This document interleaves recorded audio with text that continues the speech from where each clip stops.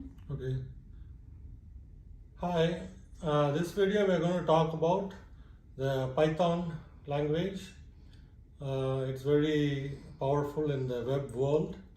Everybody wants to learn about it because you can create. So far we used all these languages: Java, HTML, C, and the latest one we learned. We want to put everything in an application, software development. That's where everything comes together. All these are elements of the software development, language part of it. PHP is very powerful. We discussed about it in the last few videos. You can watch this video, but before this, if you get a brief intro about HTML, CSS, Java, JavaScript, PHP, it will be very helpful. Okay, let's talk about what the Python is. It's to create the web applications on the server. Like PHP, all the statements are executed on the server, and it outputs the HTML elements.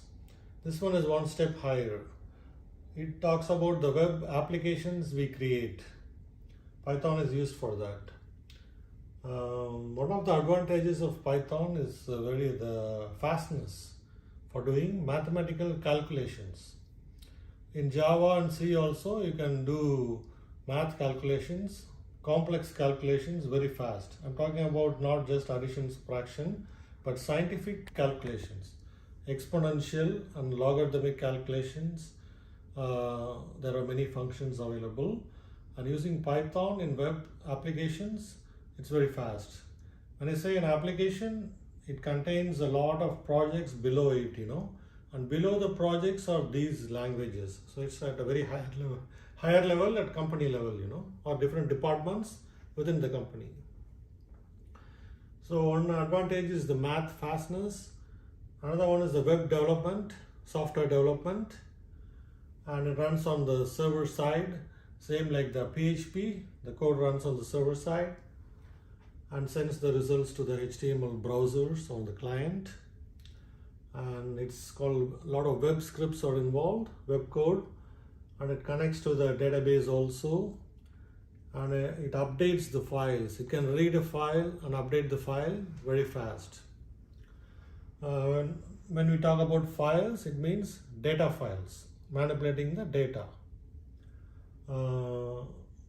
Again, next question is, what platform does it support? It runs on Mac, Linux, Raspberry Pi, Windows, and some other platforms too. What are the features? When we say PHP, we say a few lines of code, Same thing applies here. Fewer lines of code, but you can create great applications, web applications, multiple applications. They call it the interpreter systems because it doesn't have a very specific syntax. Usually all languages are particular about their syntax. For example, in C, you use the curly braces. That's called the scope of the segment. For example, I can write a C program, and that function scope is within the curly braces, like an if-then loop, for statement. A variable defined inside the curly braces is valid only there. If you try to refer to that outside the braces, it will give an error. That's called the scope. The scope means curly braces in other languages. But in Python, it's not very particular about the syntax, like a statement has to be like this, scope has to be like this, some general guidelines. That's what makes it Python special compared to all other applications or languages. Okay, how do we use it? We'll talk about it. And it's called prototyping. Readability, simple, so anybody can read it fast, If you have like 100 lines of code, it will take a lot of time to read it.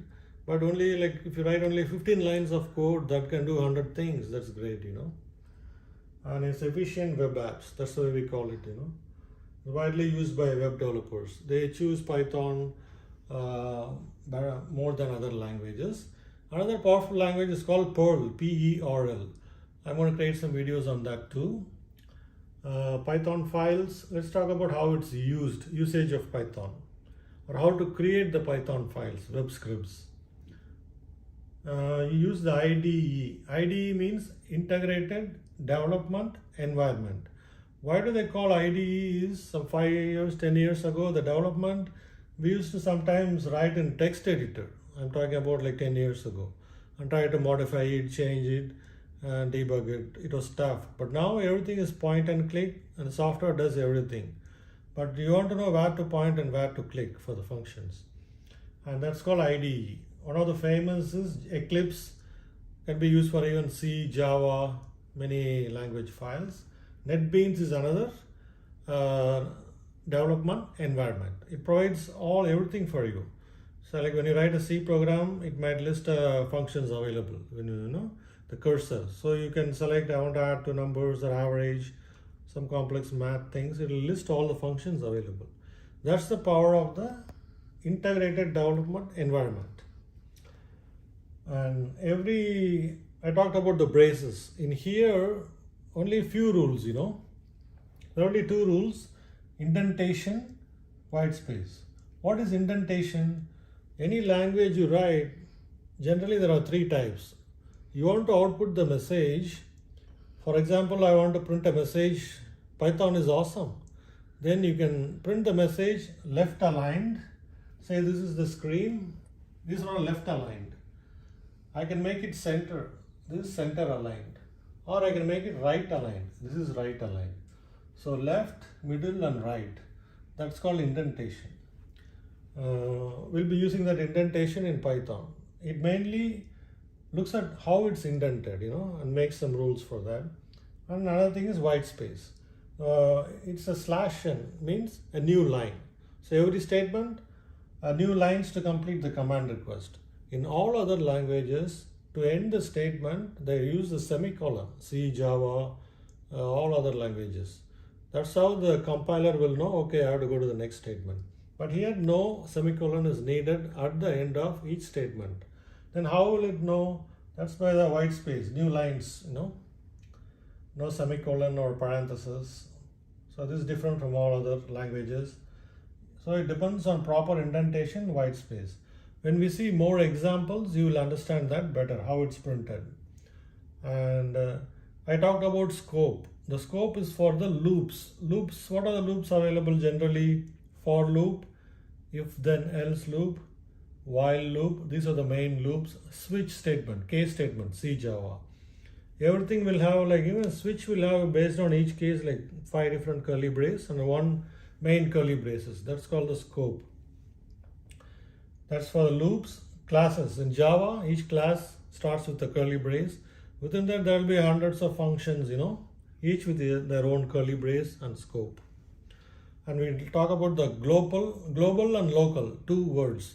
Global scope, local scope. You can define a variable that is used all over the program. So you can put that at the top of any language. It will be global. The syntax will be a little different in each language. How you want to define global variables, how you want to define local variables. Local variables is in a large project, within a function or within that function, there will be a curly brace. A variable defined N1 is applicable only for that function, nested function. We talk about nested loops, nested functions. This is the third one, functions. The scope is applicable to all this. And other languages, we use curly brace as for the Python. So this is a very brief introduction about Python. Next video, I'll give some more examples, so you'll understand it very much, Bye.